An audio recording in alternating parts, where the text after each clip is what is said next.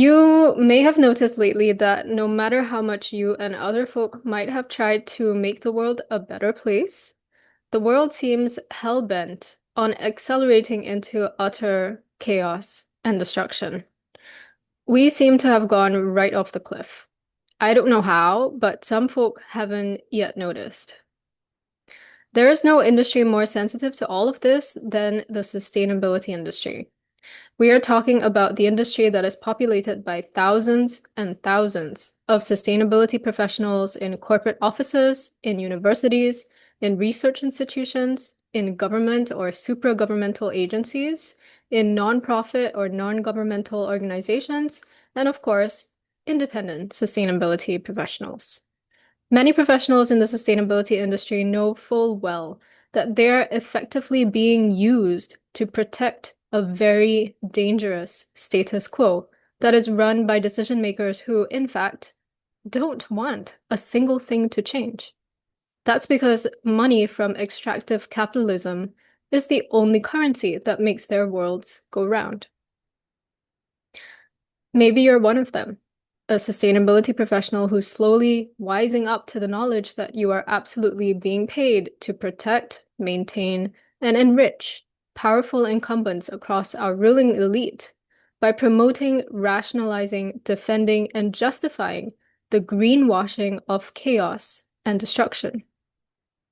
No doubt you've been having tough discussions with yourself because obviously there's no one else to talk to about these things.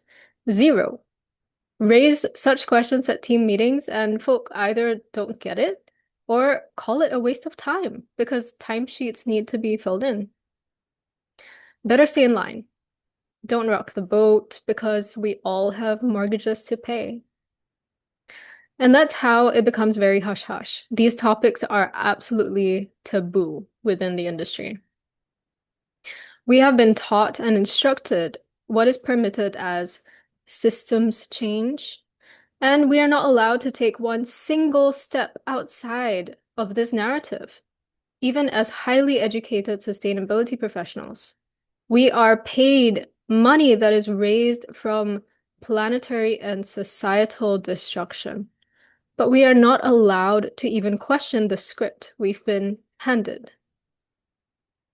This is not accidental. The sustainability industry is designed specifically for this function, to give the illusion of progress while protecting extractive capitalism at a time of planetary systems collapse.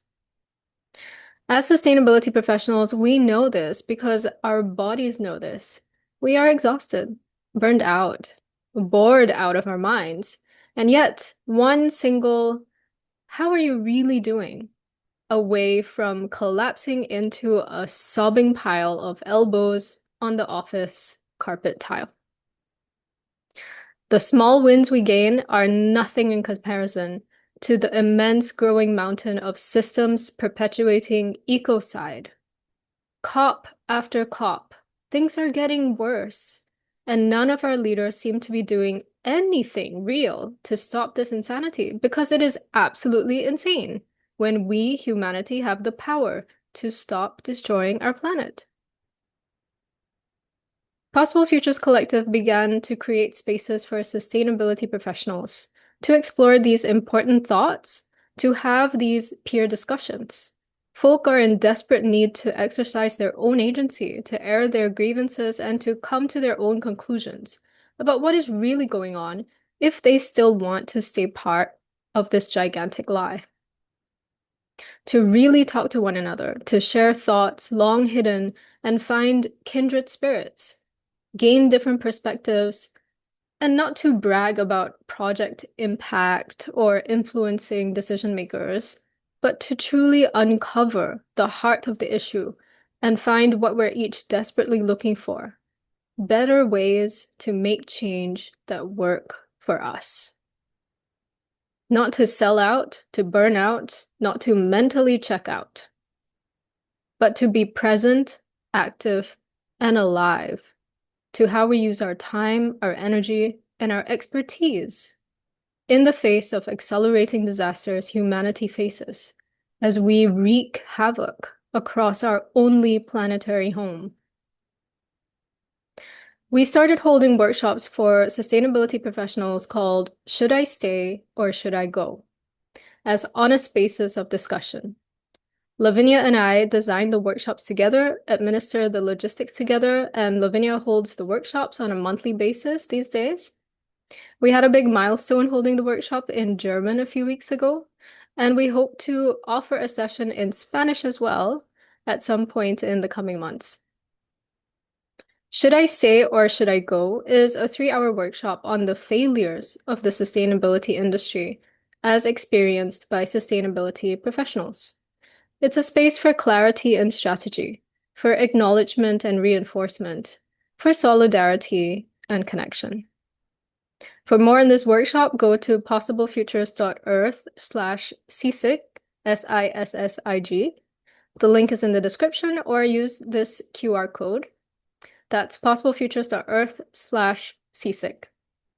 Discussing all of this today with us are Anna Denardine of the Possible Futures crew and Lavinia Muth, workshop facilitator of Should I Stay or Should I Go?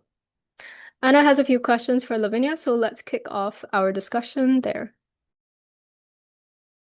So I'm curious to hear more about the workshop because Possible Futures has been hosting different kinds of offerings for sustainability professionals for a while. This comes from our own experiences in the sustainability industry and our realization of how so many things are wrong, as Samantha was saying. And I think the name of the workshop is quite suggestive already. It's around people interrogating if they should stay in their jobs, if they should leave, what they should do when they realize all these layers of problematic patterns that repeat. But I would love to hear more about what is it about, what happens in these workshops. For me as a facilitator nowadays, after having run the workshop approximately 10 to 11 times, I feel it's a kind of container. It's a container for shared and also painful paradoxes. Although the goal is clarity, in some cases we do harvest a little bit of confusion during the workshop and eventually also after the workshop. It's a space where so-called change makers meet and greet and come together. And I think all of these change makers, including myself, the facilitator, we feel that we are trapped in these systems of sustainability, of diversity and inclusion, development aid, or ESG. And to some level, almost all registrants and participants have a kind of understanding of the mechanisms, right? Of like co-opting, delusion, the generic frustration, right? But we often find ourselves trapped in these feelings, emotions, and thoughts. We are not able to name it, right? Because we are basically trained in the sustainability industry to ignore this, to not dissect it. Yeah, it's a space, it's a workshop of coming together. It's a workshop where we are trying to diagnose certain symptoms together in conversation. We are trying to start individually and in some cases collectively start deprogramming ourselves, our careers, and eventually, in the long term, the system or the industry.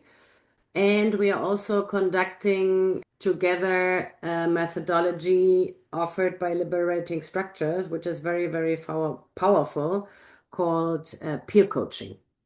Yeah, where we are trying to come in very short instances from personal dilemmas to a little more clarity. A lot of times when you, especially when you start to realize or you have that hunch in the back of your mind of why are the solutions not solving, why is this seem to cause so much harm, and you start interrogating and all these questions start coming, sometimes it can feel deeply isolating, or sometimes you feel even gaslighted when you start bringing these questions, and other people don't like, what are you talking about? So this idea of coming together, people that have been feeling these things suddenly connecting, seem an important space for possibility and exploration of pathways. I would love to hear more around why is this peer aspect so important for the workshop, and what should people expect when they come, like in terms of these dynamics. It, of course, is highly participatory, and it's not a webinar or something like that, No. but would love to hear more about that. Participants and folks should be open in sharing their emotions and feelings, but you're not forced, right, to share like personal experiences. In some cases, your dilemma might be on a more systemic level, right? Organizational level, within your job or within your community, right? Where you might be doing some sustainable care work or something like that. What I find fascinating about this peer aspect, it due to the design, I think it has the power to somehow, well, not equalize experience, but to create a space where experiences and situations and situationships, and I call it situationships on purpose, are accessible. Then, as folks doing and practicing the peer coaching, we are basically asked to not consult, to only pose questions. And this is something, at least from my experience as a trained sustainability soldier, as I call myself, this is very new, but very important to practice. So, by not consulting, within the peer coaching, we focus on agency of the person we are in communication or in a conversation with. And yeah, kind of thanks to that cycle or circle, right? Equalizing experience, somewhat like focusing on this agency, the outcome in most cases is a kind of like community feeling or even a community of practice within 10 minutes. That's from my experience happening during peer coaching, me being an observer as a facilitator.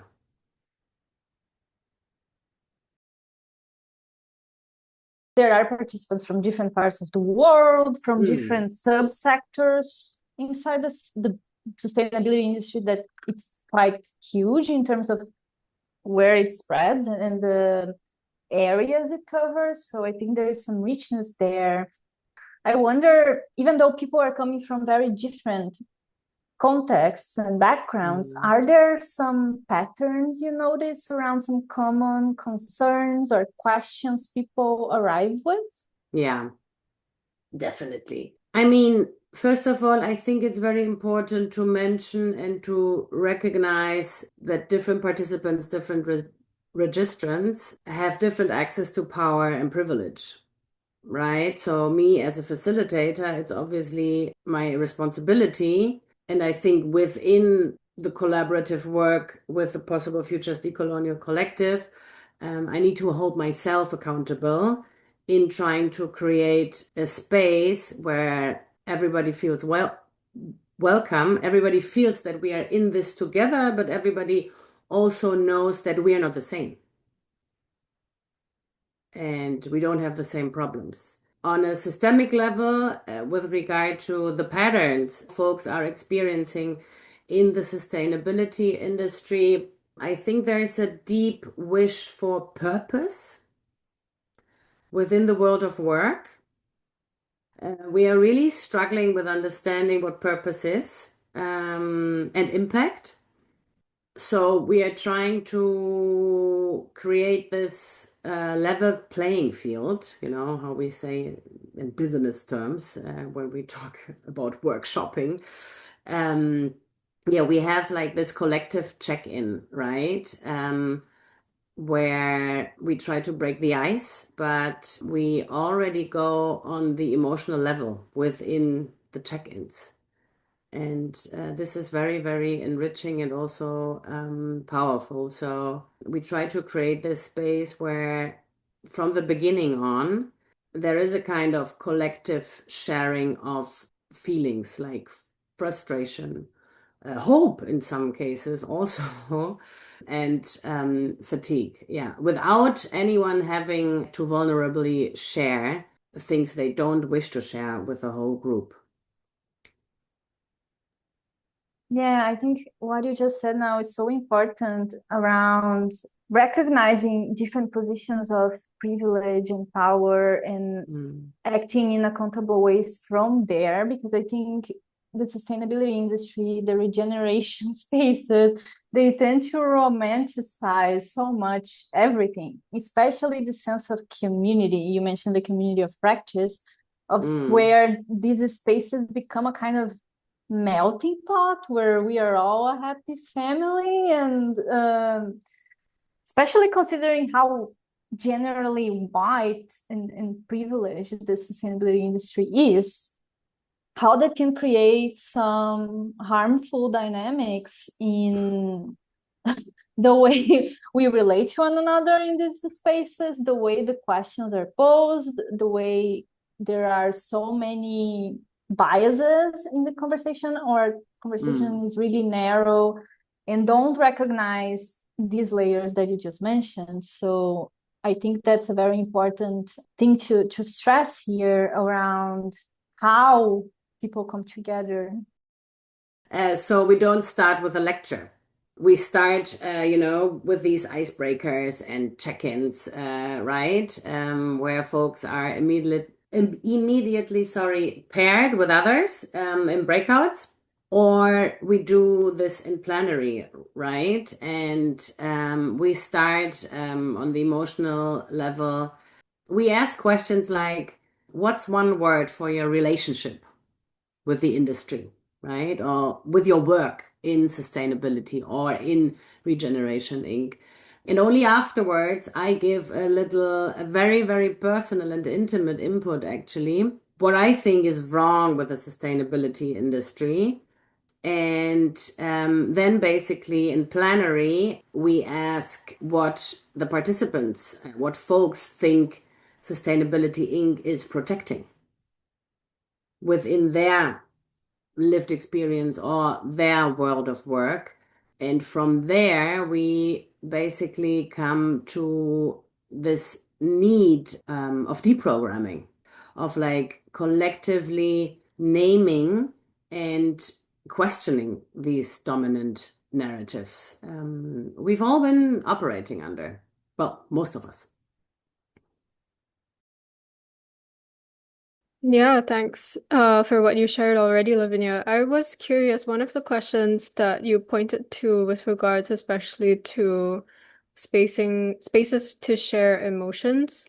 I was wondering about what you've noticed about the approaches or maybe the specific types of queries that sustainability professionals who are more experienced have that maybe younger or newer sustainability professionals don't have, and how you see this playing out, because we're talking about generations also, right? Yeah. In terms of the awareness, especially of Gen Z, etc., coming in as like graduates.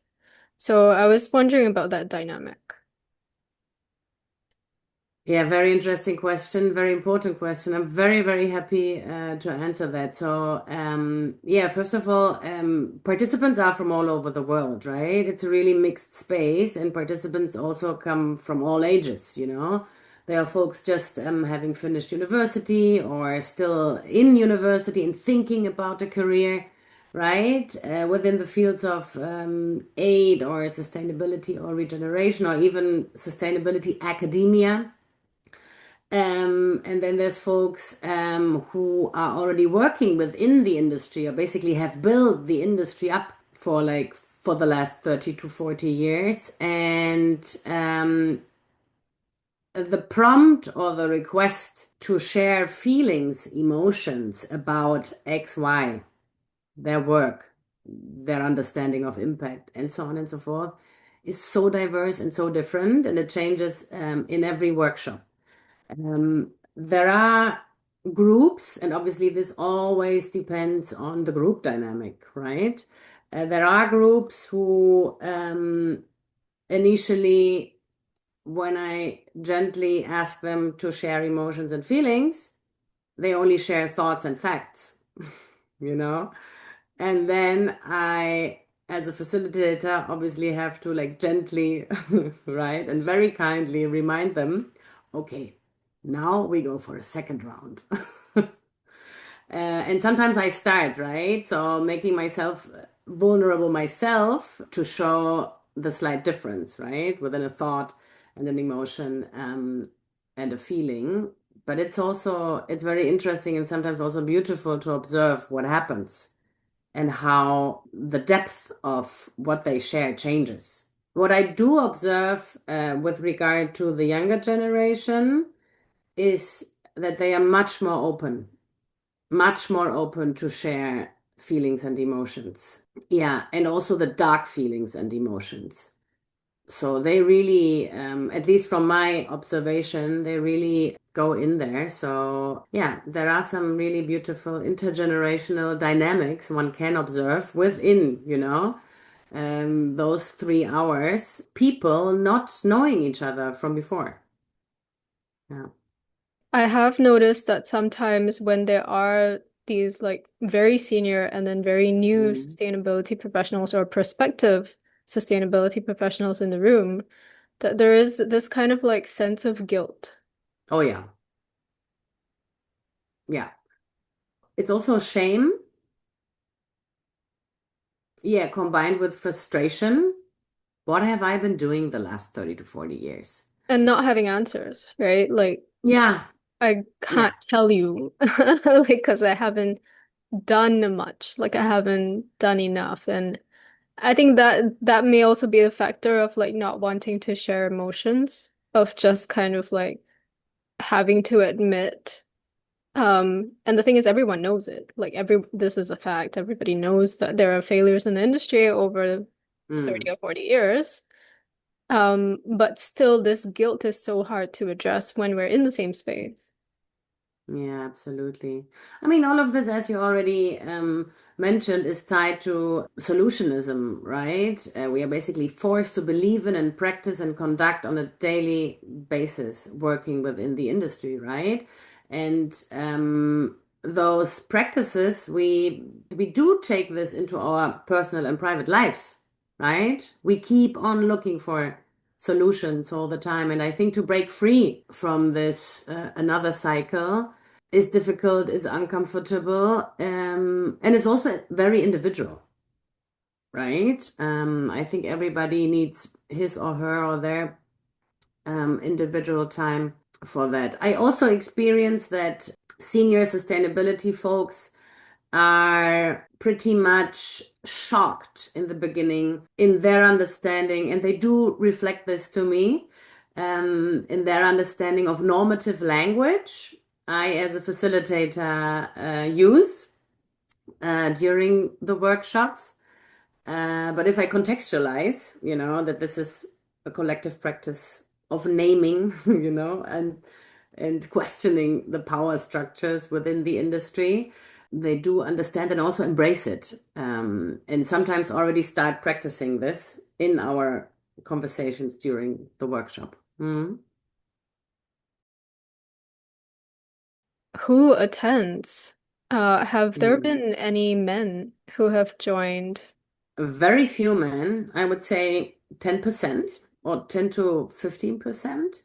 I mean, I guess a lot of them are busy, being the chief sustainability officer of some corporate. I don't know. I Yeah, mean, because not like everybody. 90% of sustainability professionals in the whole world are women, but the men Yeah, in the industry are all at the decision-making level. So, that's what I'm saying. Yeah, exactly.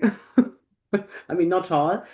Yeah, but luckily, the men who have been participating, who in a lot of cases have been the only men in the room, at least I hope, or at least according to the feedback, have enjoyed the workshop, the workshop format and found it like really, really enriching. Yeah, I think this gives a lot of perspective on who joins and what's kind of going on in their lives that drives them to join, and the kind of questions and how the workshop works. I wonder what are some of the kind of realizations or what participants seem to take away from this experience? Some join because they need career advice. Very straightforward, but obviously within the first 20 minutes they already realize, oh, I'm not gonna get like a generic career advice over here. But then I think that the conversations and the different engaging methodologies we apply, they're so motivating that folks stick to the workshop. I think some do realize that for them and their world of work, the question, should I stay or should I go, is binary. It's not binary for everybody, right? Some do realize that we also need people within the industry to challenge the industry and people in power. But I think summarizing, the workshop has the power, thanks to the design, I think, to kind of transform like individual or lonely frustration into some kind of like shared collective analysis, definitely. In some cases also to change or convert systemic critique into personal clarity, definitely. And that is also a little bit my hope or my wish for the future, to change or to offer those isolated individuals a community of eventually practiced, I don't know, peer coaches or something like that. From our discussions today, what really stands out to me is that I think the workshop, Should I Stay or Should I Go, is a place for sustainability professionals, no matter how seasoned, to realize the questions that they actually find important to start asking within their industry of their own careers, as well as the broader systems within which their careers sit. Quite often, I think we find that sustainability professionals are incentivized to be professionals, which means in the sustainability professional world, not to ask too many questions and to just kind of churn out the paperwork, check the metrics, don't think so hard. And I think after a while, you realize that you have to put your person, the human being inside of you, aside in order to do your job as a sustainability professional, when that itself makes it inhumane. And I so think this workshop is a space for you to reconnect as a professional and as a human being, to be able to connect with other people who also want to reconnect with their humanness, and to bring that into their industry or take it outside. So that question, should I stay or should I go? It's not something that we have an answer to, but it's something that we help people see more clearly, because it's not a binary question, as Lavinia said. There are many choices that are all the right choices, depending on where you are, who you are, and how you intend to be human.